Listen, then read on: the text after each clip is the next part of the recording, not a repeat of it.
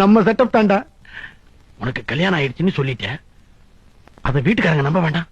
அதான் நானே உன் ஒய்ஃப் மாதிரி லெட்டர் எழுதி போட்டேன். டேய், இந்த லெட்டரை வச்சு வீட்டுக்காரனை கலக்கிறான் பாரு. லெட்டர் படிக்கிறேன்டா, கேளு.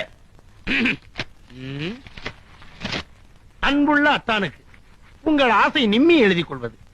இங்கு நான் நலம், அதுபோல் நீங்கள் மற்றும் உங்கள் உயிர் நண்பர் உத்தமர் கோபி நலமா?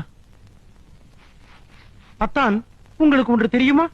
அரிது அரிது மானிடராய் பிறத்தல் அரிது, அதிலும் கோபி போன்ற ஒரு தெய்வ பிறவி உங்களுக்கு நண்பராய் கிடைப்பது மிக மிக அரிது.